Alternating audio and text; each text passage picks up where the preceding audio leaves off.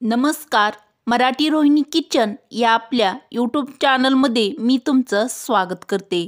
तर माझ्या प्रत्येक गृहिणींसाठी व सुगृहिणींसाठी महत्त्वाच्या किचन टिप नंबर 1. चपाती बनविण्यासाठी नॉनस्टिक किंवा ॲल्युमिनियमचा तवा अजिबात वापरू नये. यामुळे आपल्या शरीरात हे धातू रोज थोड्या थोड्याशा प्रमाणामध्ये शरीरात जातात. म्हणून चपातीसाठी नेहमी लोखंडाचा तवा वापरावा. तर चपाती बनविण्यासाठी प्रत्येक गृहिणीने ही टीप नक्की लक्षामध्ये ठेवा. टीप नंबर 2. फोडणीचे वरण बनविताना हिरवी मिरची अगदी त्यामध्ये बारीक चिरून घालण्याऐवजी त्यात मिरचीचे मोठे काप करून त्यामध्ये घालावे. यामुळे वरण खायला देखील चविष्ट लागते व दिसायला देखील ते खूप छान दिसते. तर फोडणीचे वरण बनवताना ही ट्रिक्स ट्राय नक्की करून बघा. आणि जर तुमच्या घरामध्ये लहान मुले मिरची खात नसतील तर त्यांना सहज मिरची बाहेर काढून देखील यामुळे टाकता येते किंवा ठेवता येते. टीप नंबर 3. ज्या भांड्यात अंडी फेटली आहेत त्या भांड्यांना एक प्रकारचा उग्र वास येत असतो. तर असा वास जर येत असल्यास ती भांडी आधी पाण्याने धुवून घ्या व नंतर त्यात लिंबू पिळून घासून घ्या. भांड्याचा जो दुर्गंध किंवा उग्र वास येत असतो तो यामुळे अजिबात येणार नाही. टीप नंबर 4. थर्मासचा जास्त वापर नसेल तर त्याचा वास येतो.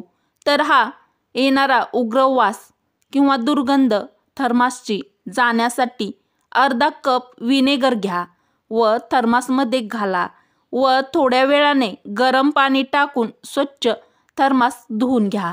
यामुळे थर्मासचा घाण वास जो येतो तो वास अजिबात येत नाही व थर्मासची दुर्गंधी देखील यामुळे निघून जाते. तर थर्मास स्वच्छ करण्यासाठी प्रत्येक गृहिणीने ही ट्रिक्स ट्राय करा. टीप नंबर 5. दररोज 1 महिना कारल्याचे सेवन केल्याने जुन्यातील जुना कफ आणि खोकल्याचा त्रास सुद्धा यामुळे कमी होतो.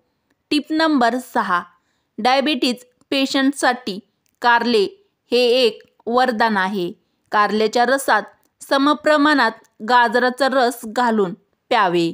यामुळे ब्लड शुगर नियंत्रित राहते. तर माझ्या प्रत्येक मैत्रिणीसाठी व प्रत्येक महिलेसाठी अतिशय महत्त्वाची टीप नंबर 7. ॲनिमिया दूर करण्यासाठी जवस खूप उपयोगी ठरते. कारण यामध्ये लोहाचे प्रमाण जास्त असते. ज्यांना ब्लड प्रेशरचा आजार आहे त्यांनी आपल्या आहारात जवसाचा समावेश नक्की करावा. त्यामुळे रक्तदाब नियंत्रणामध्ये राहतो. टीप नंबर 8. ज्यांना वात पित्ताचा त्रास आहे त्यांनी उकडलेले मक्याचे कणीस अवश्य खावे. याचा त्यांना खूप जास्त फायदा होतो. अत्यंत महत्त्वाची व प्रत्येकाच्याच कामी येईल अशी टीप नंबर 8. मधुमेह मूतखडा यापासून हृदयरोग किंवा कर्करोग यासारख्या गंभीर आजारामध्ये शेवग्याचा प्रभावी उपयोग होतो. टीप नंबर 9. शेवग्याचे झाड 300हून अधिक रोग बरे करू शकते. म्हणून आयुर्वेदात शेवग्याला अमृत असं म्हटलं आहे. टीप नंबर 10. शेवग्याच्या भाजीचा सेवन केल्याने पुरुषांच्या लैंगिक समस्या देखील यामुळे दूर होतात. अत्यंत महत्त्वाची ही टीप आवडली असेल तर पटापट एक लाईक नक्की करा व मित्रमैत्रिणीपर्यंत हा व्हिडिओ नक्कीच शेअर करा. टीप नंबर 11. जांभळाच्या फुलाच्या 20 मिली रसात थोडी साखर मिसळून दिवसातून 3 वेळा प्यायल्याने मूळव्याधीतील रक्तस्राव थांबतो. तर ज्यांना मूळव्याधामध्ये रक्तस्रावाची समस्या आहे त्यांनी ही टीप ट्राय करून बघा. टीप नंबर 12. दात व हिरड्या मजबूत करण्यासाठी जांभूळ या फळाचा फार उपयोग होतो. त्याचबरोबर याचे पानाची राख करून पेस्टप्रमाणे दातावर घासल्याने दातदुखी देखील यामुळे कमी होते किंवा बरी होते. टिप नंबर 13, कारल्याच्या पानाचा रस एका ग्लास भरून घ्या.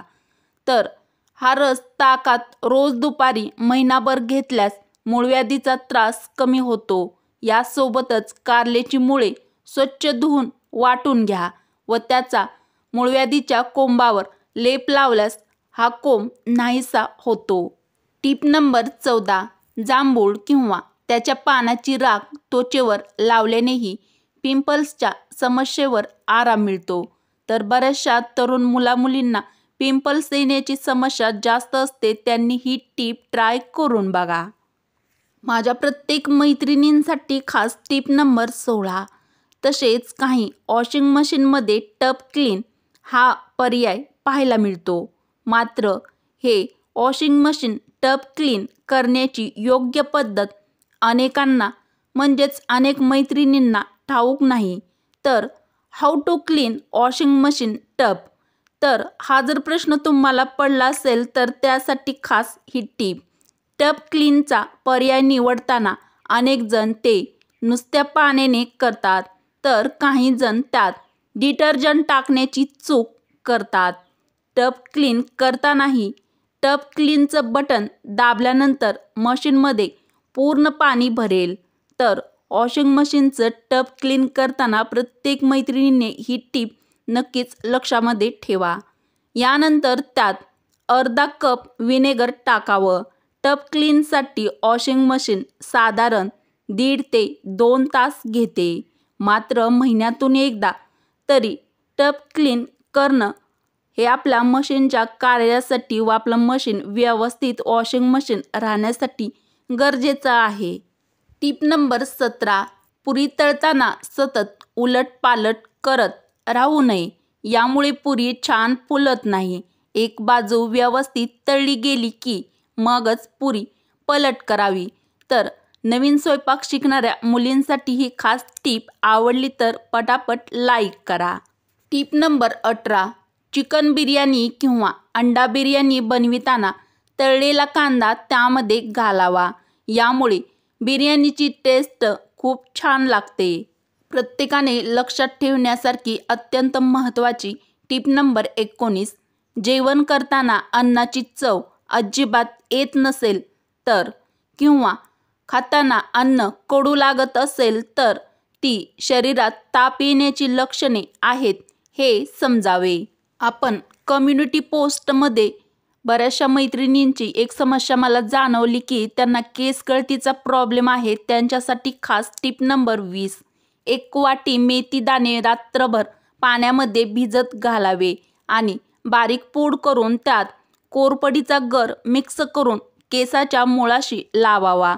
यामुळे केस गळती 100% थांबेल. तर बऱ्याचशा मैत्रिणींना केस गळतीचा प्रॉब्लेम आहे, त्यांनी ही टीप ट्राय करून बघा. टीप नंबर 21, तवा साफ करण्यासाठी खूप घासत बसण्याची गरज नाही. त्यासाठी बाजारात भांडी घासण्यासाठी जेल मिळतात. ते जेल पूर्ण तव्यावर पसरून लावावे व नंतर हळूवार हाताने तवा घासावा. यामुळे आपला तवा एकदम छान स्वच्छ चकचकीत असा चमकतो. टीप नंबर 22, कावीळ झाल्यावर त्यावर ताज्या कारल्याचा रस सकाळ व संध्याकाळ घेतल्यास कावीळ हा आजार दूर होतो. अत्यंत महत्त्वाची व उपयुक्त अशी ही खास टीप नंबर 23, दारूचे व्यसन सोडवण्यासाठी कारल्याच्या पानाचा रस रोज सकाळ व संध्याकाळ कपभर घ्यावा. यामुळे हळूहळू दारू पिण्याची सवय किंवा जर तुम्हाला सारखीच दारू पिण्याची इच्छा होत असेल तर ती कमी होईल. टीप नंबर 24, चेहऱ्यावर मस्सा असेल तर मिरी आणि तुरटीबरोबर मात्रामध्ये घेऊन बारीक करा आणि ज्या ठिकाणी मस्सा आहे त्याला लावा. तो मुळासकट निघून जातो. माझ्या प्रत्येक मैत्रिणींसाठी व महिलांसाठी खास टीप नंबर 25, 1 ग्लास पाण्यात 1 ते 2 चमचे बडीशोप टाकून हे पाणी उकळून घ्या. हे पाणी अर्धे शिल्लक राहिल्यावर गाळून घ्या व नंतर या पाण्याचे सेवन केल्याने अनियमित मासिक पाळीची जर तुम्हाला समस्या असेल तर ती यामुळे हळूहळू हा उपाय दररोज केल्याने दूर होईल. Tip number 26.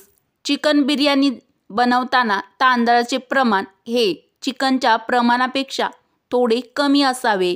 1 किलो चिकन जर तुम्ही घेतले असेल तर त्यासाठी 750 ग्रॅम तांदूळ घ्यावा. वरील उपयुक्त व खास टिप जर तुम्हाला आवडल्या असतील तर मराठी रोहिणी किचन या आपल्या मराठमोळ्या चॅनलला सबस्क्राईब करा, लाईक करा व असेच नवनवीन व छान छान व्हिडिओ तुमच्या मित्र-मैत्रिणीला नक्की शेअर करा. चला तर मग भेटू अशाच पुढच्या एखाद्या छानशा व्हिडिओमध्ये. व्हिडिओ पूर्ण बघितल्याबद्दल तुमचे मनापासून धन्यवाद.